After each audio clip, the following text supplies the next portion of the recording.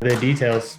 Yeah, the best athletes focus on the consistency over the seemingly basic things day in and day out. Like Julian Edelman's a great example of this. Um, this was right before he was going to go to the Patriots for training camp. He would catch like over 500 balls in these different sections, and I was throwing to him, and he would just catch like 20 over his right shoulders, 20 over his left shoulders, 20 at the hip, 20 at the other hip, low balls, turn around, over the shoulder here, like one-handed, all these different drills every single day, and would really get on himself if he dropped the ball and we have to start over. And so I think the best athletes make up certain rules and games for themselves and then do a great job of holding them accountable to that story.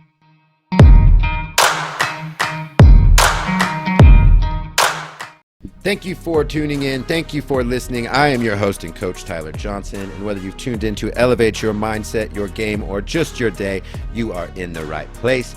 My guest this episode is a former college football player who is now a leading performance mindset coach.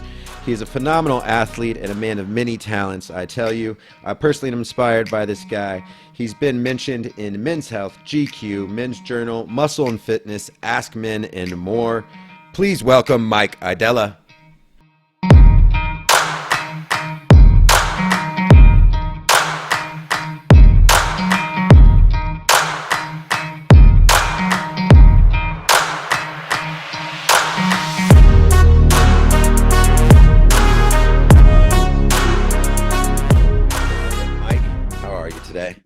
I'm doing well, Tyler. Thanks for having me. Yeah, excited to have you on. For those listeners that are not familiar with Mike, I had the opportunity to go to a workshop a while back that he was an instructor at. It was phenomenal. Learned some great stuff, and I've been wanting to come on the podcast because he was a college football player as well. And if you would, Mike, start a little bit, share with our audience a little bit about your college athletic experience, and then how that led you into all the amazing coaching work and activity that you're up to.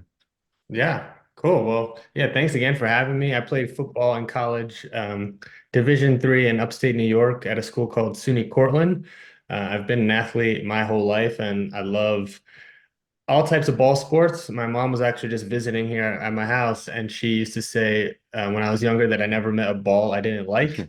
So, yeah, my college football experience was great. I actually wound up not playing my senior year because I got an invitation to intern with the New York Jets doing some strength and conditioning. And so, up like loaded a bunch of my credits actually into football season so I could graduate a semester early to get that opportunity. And that is really what catapulted me into the coaching realm. And I've done many different types of modalities. So again, start off with strength and conditioning. After 2 training camps with the Jets, went out to California and interned at this place called Athletes Performance, which is now EXOS, which is like the premier human strength performance, sports performance facility, in my opinion, in the world, similar to like an Yeah. IMG in Florida.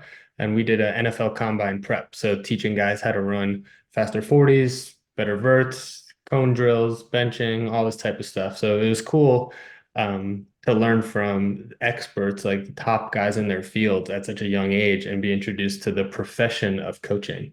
And it's since evolved. I love currently doing more performance mindset coaching. Used to teach yoga for a long time, but all different modalities around people being best, healthiest, and happiest versions of themselves. Yeah. I know from talking there's some pretty good athletes around Exos the years you were there. Yeah. Yeah, there's amazing athletes.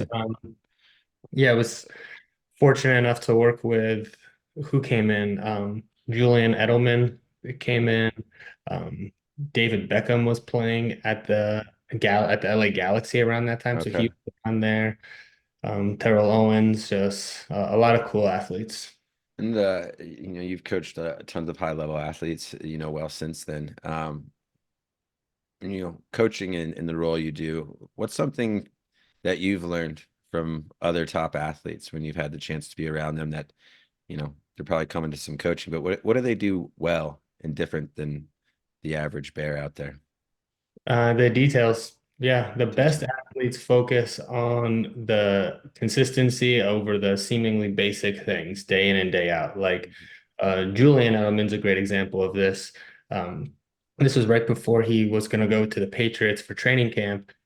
He would catch like over 500 balls in these different sections, and I was throwing to him, and he would just catch like 20 over his right shoulders, 20 over his left shoulders, 20 at the hip, 20 at the other hip, low balls, turn around, over the shoulder here, like one-handed, all these different drills every single day, and would really get on himself if he dropped a ball and we have to start over. And so I think the best athletes make up certain rules and games for themselves and then do a great job of holding them accountable to that story. Yeah, I like that. Another thing athletes have seen just kind of explode, especially student athletes that are on their social media. Um, Ice baths and saunas, man. I know I'm personally a fan. And can you share a little bit about how you bring those into your own training and then also into your coaching and what going into those experiences can do for us in our bodies?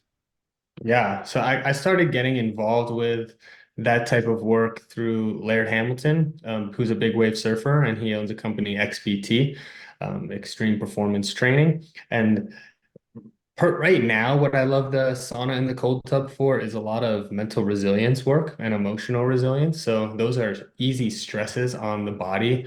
If you're sitting in a 220-degree sauna after about 20, 25 minutes, you're going to need to get out of that sauna and use your breath and your mind to calm down your nervous system. Um, and then, push yourself in that capacity. It has a lot of physiology benefits too, like with their opening your blood vessels, bringing more heat to the area to heal for recovery. And then the cold tub, especially in contrast to like the capillaries will tighten in the cold, expand in the heat, and that brings more blood flow into your body, which can help heal your tissues after like a hard training session or practice or game. But also the cold is a great way of training your emotional resilience. So if you get beat on a play, then instead of like beating yourself up or passing the blame to someone else, you can use some of these techniques that you'll use in the cold tub, like through your breath, to calm yourself down so you can focus on the next play. Because when you get into 34-degree water and you're covered in ice and you dunk underneath and then come up, your body is immediately in a fight or flight state. You're wanting to panic, and you can use your breath to control your nervous system, which not to get too nerdy, but like at the end of the day, that is really what controls all of us, is our biology and our nervous system. And if we can have some sort of agency over that, we can feel more in control and then choose the actions that are going to align with whatever our goal is. And if it's sports, it's to win or to beat the opposition in some way. Yeah. Well, we like to get a little nerdy on this podcast, so that's Nice. that's cool. So, and yeah, talk more about the breath because I think, my experience when I was an athlete, when a coach told me to take a breath, it was usually code for calm down. Yeah. And I think, some coaches I've worked with, we really try to focus on sometimes the exhale in the moment and not, that breath. But, you know, for coaches, maybe in that timeout scenario, they've got a timeout in a game with their athletes have only got a minute, minute and a half. What's something more tangible and useful for performance that they could do to kind of, get the breath that they want, which is, hopefully getting to what more the coaches wants is a little bit of relaxed and attention for the rest of that timeout. Yeah, I mean, you nailed it. It is the simplest way is elongating the exhale. If you can extend the exhalation, it can drop your heart rate pretty quickly and bring you into a more focused state. If you just think about it naturally, if you're stressed out, you're hyperventilating, excuse me. And so if you elongate that exhale, you calm your nervous system down and can focus on whatever the coach needs to tell you. Um, Meditation and yoga, another place Mike has learned in his journey. And more we're seeing it at younger ages. I wish I knew about these things when I was an athlete, connecting my mind and my body and my breath and those things. But for those athletes that are like, I don't know if I want to try yoga, seems a little weird to me. Um, I'm trying to play football or trying to play basketball or this or that. what reasons and things would you tell those coaches or kids to at least experiment and try that new thing? Yeah, I would say yoga has a lot of benefits. I mean, yoga is a practice, and then there's and more of a philosophy, and then there's asana, which are like the poses that you see. And then Mhm. there's pranayama, which is the breath, and there's yamas and niyamas and all these different ways of conducting your life as a yogi that you would Yeah. see like in India. And so, the thing I think is most beneficial for coaches are the asanas and the breath work. And when you can link your movements with your breath, it can bring you into more presence, which is great for an athlete. If you're, say, a wide receiver, you have to focus on the play call, the quarterback, their defense, all of the plays. And the more information you can take in, and then you can decipher what's going to be the best way for me to use that information to make the catch. Um, as you mentioned earlier, right? I always believe you're always an athlete. Once an athlete, you stay an athlete or you become unathletic, right? I don't know which way you want to say it. But Mike is a heck of an athlete all around. I know you mentioned you've got an ultra coming up. I know you've got some good goals, big things you're going after this year. One of the things I think I wanted to ask you about is, you're out running a long race, you hit that kind of mental wall just like kids do at a practice, like we all can in life sometimes. But what are some of those things when you feel doubt or feel your body breaking? What are those mental go-tos that you utilize to remind yourself of why you're out there and what your purpose is? Yeah, I think the why is really important. Like, what is your bigger goal? If you're in practice, like you might not like practicing or not like running, sprints or conditioning, but that, practicing those skills or working on your conditioning is going to help you in something you probably do care about, which is playing a game or winning a championship. And so if I'm out running, a 100-mile race and at mile 34 or 75, tired, I need to remember why it is that I am running this race and break down that 100 miles into single miles, and then even break that single miles down into single minutes, and sometimes even single minutes into single steps. And it's like, Yeah. depending upon where I'm at, I can, create micro goals within the macro goals. Talk to about you surround yourself with great people, like-minded people, and that's important not just when we're trying to achieve something on our teams, but later in life. But can you talk a little bit about what great teammates can do for each other when it comes to our growth development and really sometimes that accountability piece that maybe we lack on ourselves sometimes that a teammate can give us a little bit better? Yeah, I think what's the quote? You're like the five people you surround yourself most with. And so as human beings, we're really designed to connect with other people that are close to us on like a biological level.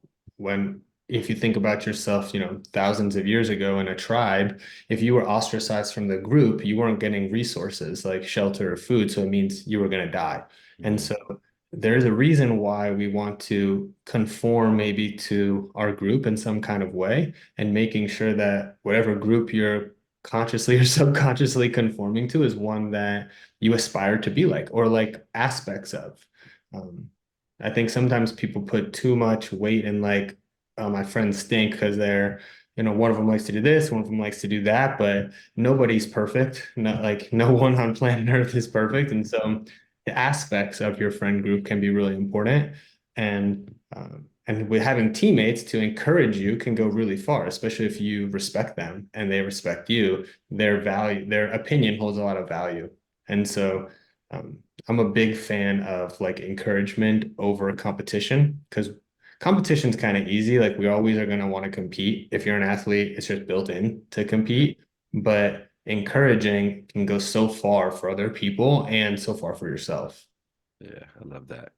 Encouragement over competition.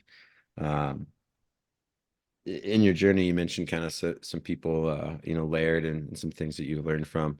Uh, what are some other people or things that have been influential on you in your journey and the coaching that you do? Yeah, lots of people. Steven Kotler, talks a lot about flow states of peak performance and like positive psychology. That's been really impactful for me. Um, this author Dan Millman wrote the book Way of the Peaceful Warrior. I did some training with him that was impactful. Actually, when my mom came over, she brought a book that she had given to me when I was 7 years old, The Secrets of the Peaceful Warrior by Dan Millman. I had no idea. Oh, wow. I read that book when I was younger, and it was so impactful for me later in life. Paul Chek, he's another one that I studied with. But I really believe we can learn from everyone, and you can, as long as we can attune to what that person is sharing and allow ourselves uh, the ability to pick up on it, uh, then everyone can really be a teacher. And it might sound cliche, but school can be like a field, or Yeah. sorry, life can be like a field or like a school. And I'm people like learning about things that they care about. And so if you're living a life that you care about, then it's easy to want to learn from people. Yeah. I mean, I think that's one of the things I'm following Mike on social media for some time is you have that active desire for growth and development in yourself, and that you're looking to continuously learn. Like it seems like you find that field wherever life puts you, you'll find yourself a way to grow or put yourself in that moment. Um, and then having an opportunity to have coffee with you, uh, you have a unique ability to sit presently, even with someone for the first time. I think that present moment focus in a very distracted teenage world and student athlete world.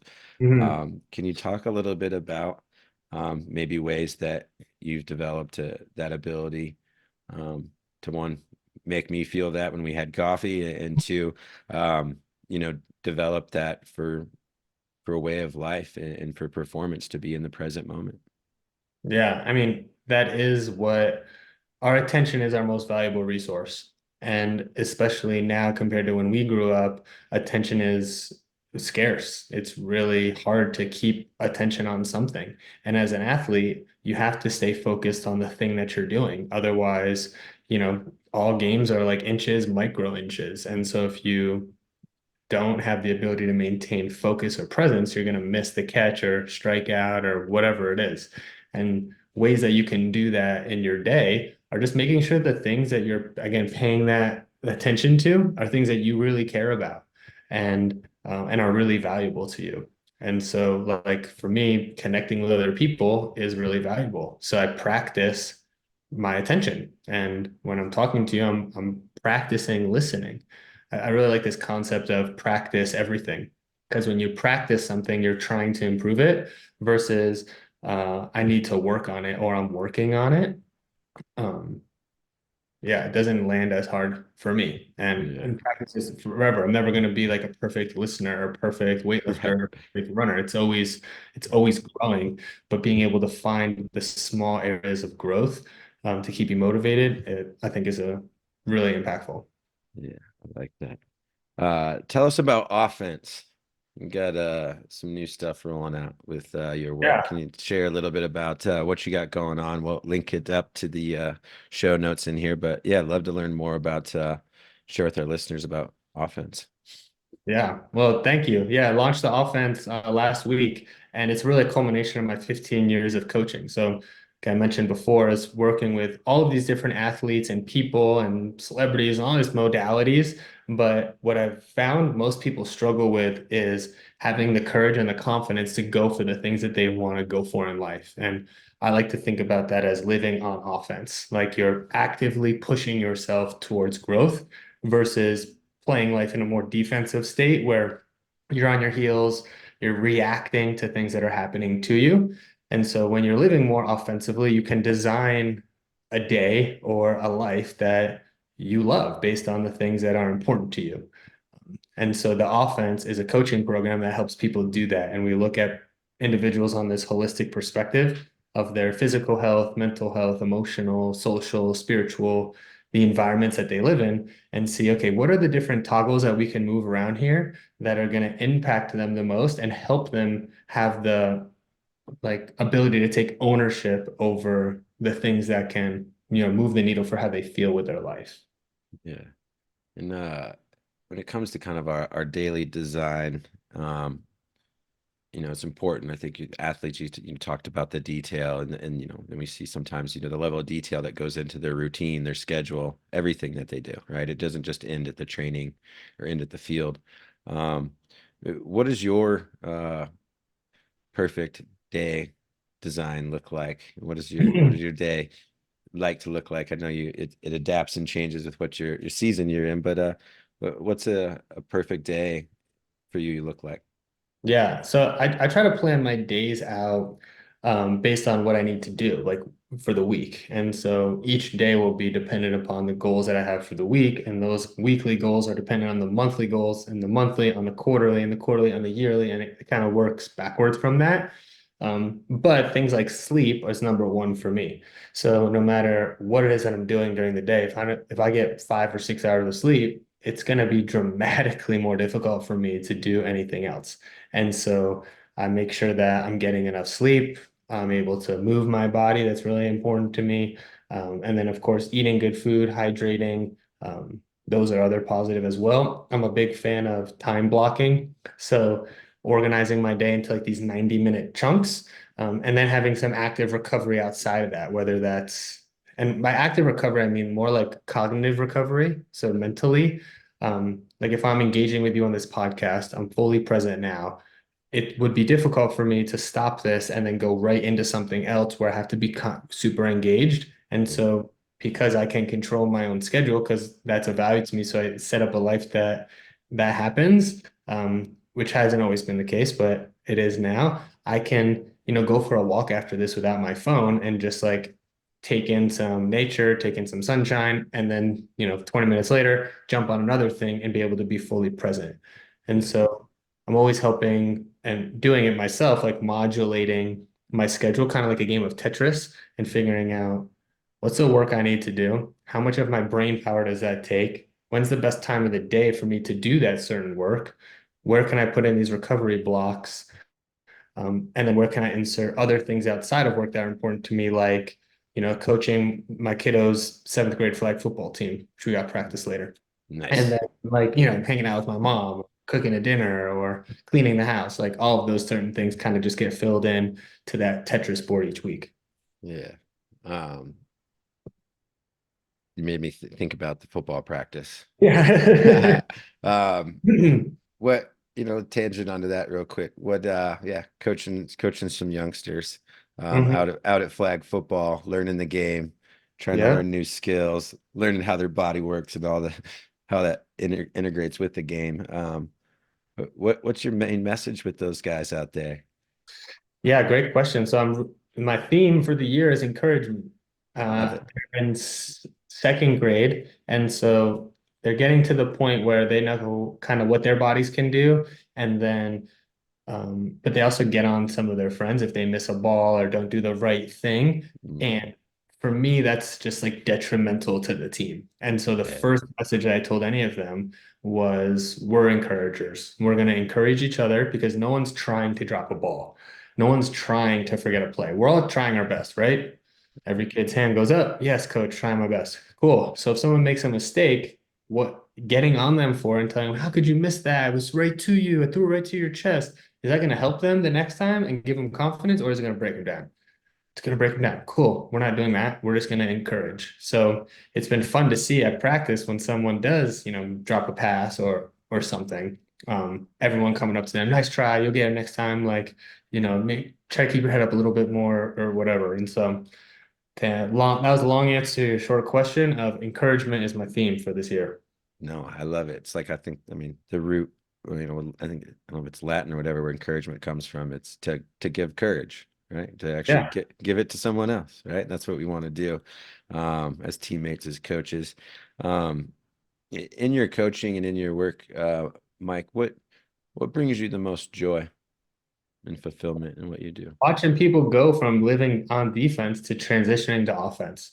Like most of the people that I work with have dreams or goals. They might not recognize them at the moment because they could feel so overwhelmed or beat down by their current life. But as they start to explore like what is possible for them and what they really want to do, taking those small actions towards that, makes it happen because small actions over time lead to big changes.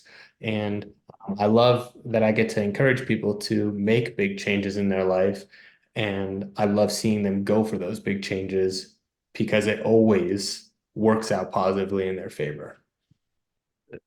Well, one more question as we wrap up. If you could go back in a time machine and go visit teenage Mike from Hmm. your athletic and coaching journeys, what's one piece of advice you'd want to go back and share with yourself?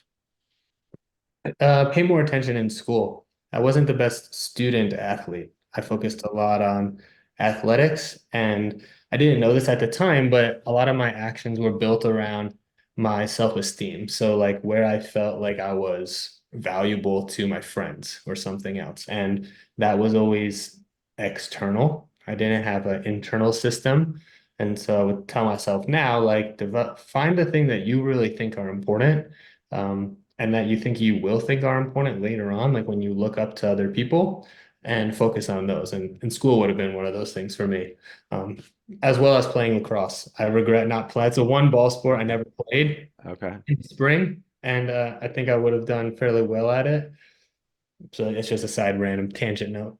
Yeah. No, it's never too late to pick up a lacrosse stick, Mike, you know? Okay, there we You know, go. you pick up things pretty fast from what I observe. Yeah, So, yeah. I think that lacrosse stick would fear you a little bit. Well, yeah, this has been great. Really appreciate you coming on and sharing with student athletes about your journey, and we'll have plenty linked up where you can find more of Mike and the amazing work he's doing.